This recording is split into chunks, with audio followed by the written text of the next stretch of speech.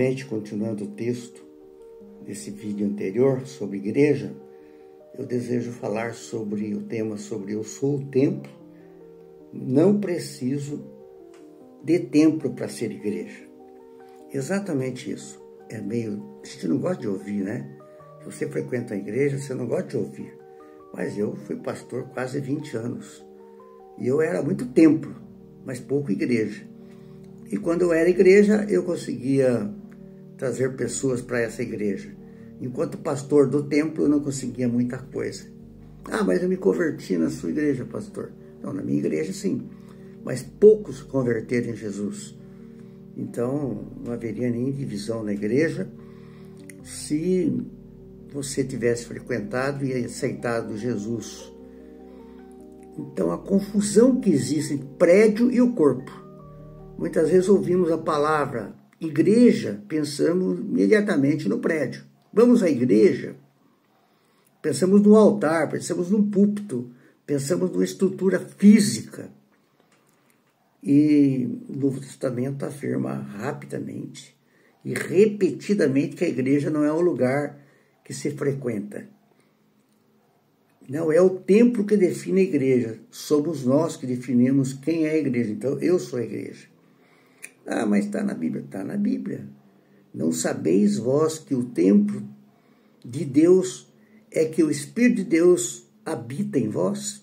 1 Coríntios 3,18 fala sobre isso. João também fala com a mulher samaritana e diz, vem a hora em que neste monte, nem em Jerusalém, adorareis o Pai. Os verdadeiros adoradores adorarão em espírito e verdade. Jesus falando. Atos também.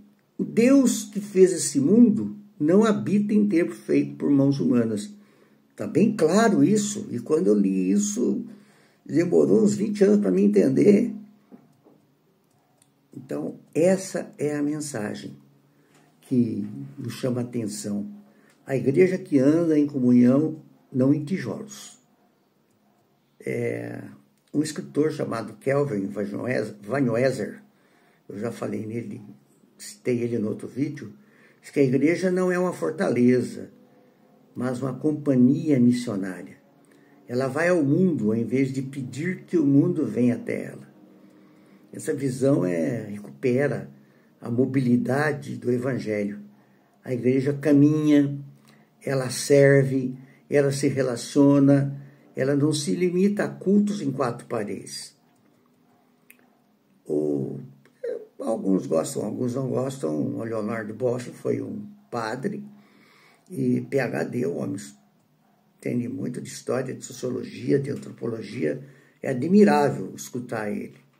Mas eu fui muito contra ele muito tempo, porque ele é da teologia da libertação. E hoje dá para entender que a libertação que ele estava falando. O que nos torna a igreja é o espírito, não as paredes. Quando a estrutura se torna mais importante do que o espírito, deixamos de ser o que Cristo nos chamou para ser. Ele escreve isso. Esse Walter Brueggemann, que é também estudioso sobre o assunto, ele diz que os profetas de Israel denunciaram o culto vazio, rituais, sem justiça, sem verdades, templos sem verdade.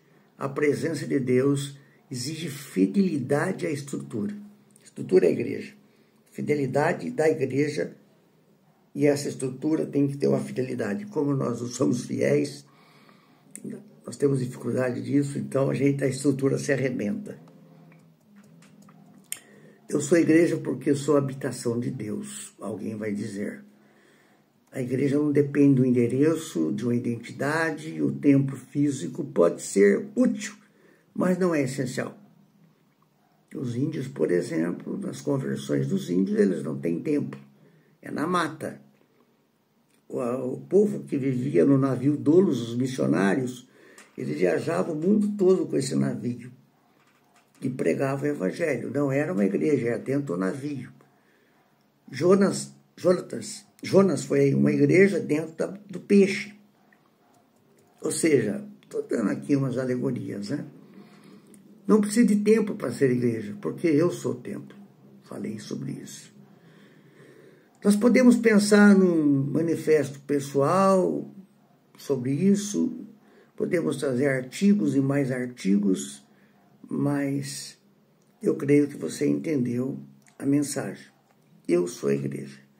Algumas pessoas encontram comigo e falam: que igreja você está indo, pastor Laerte? O senhor ainda é pastor? Eu digo: eu não estou indo na igreja porque eu sou a igreja. Eu posso ir num templo qualquer para ter comunhão com algumas pessoas que eu conheço ali, como se fosse uma festa, né?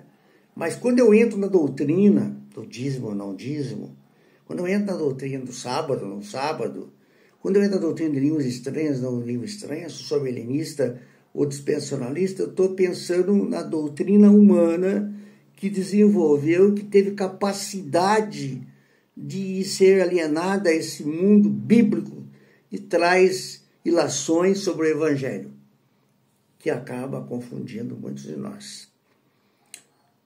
Eu creio que não esgotei o assunto, ele vai longe, alguns de vocês vão criticar, outros não, mas eu estou aqui para ajudar naquilo que eu possa ser ajudado como igreja.